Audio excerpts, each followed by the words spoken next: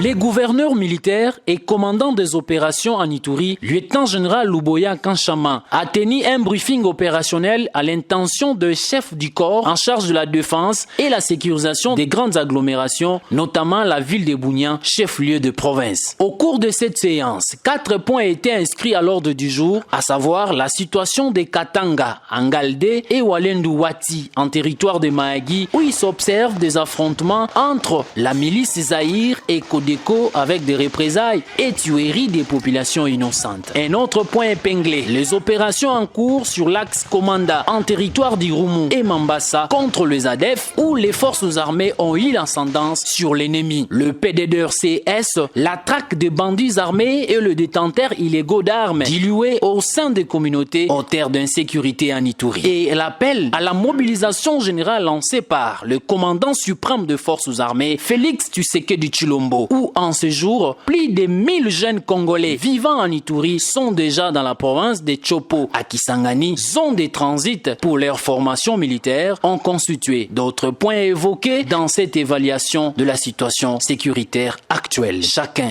en ce qui les concerne, a reçu les instructions claires émanant du commandant des opérations militaires, lieutenant-général Luboya Kanchama dans l'accomplissement de leur mission. Dans le même cadre, le commandant 32e région militaire a rendu compte de la mission de pacification et cohabitation pacifique effectuée à Solenyama dans le territoire d'Irumu. Il résulte de celle-ci, une accalmie est observée dans cette zone et ses environs. À l'issue de cette réunion, quelques mesures urgentes ont été prises par le gouverneur militaire et commandant des opérations, lieutenant-général Luboya Kanchama, dont l'objectif ultime est la consolidation de la paix et la quiétude de la population en cette période de festivités de fin d'année. Signalons que, pour galvaniser ce mesure, le commandant 32e région militaire annonce, à partir de ce lundi 26 décembre, la formation complémentaire de plus de 700 militaires qui sera suivie des exercices de tir jour et nuit en armes lourdes et légères. D'où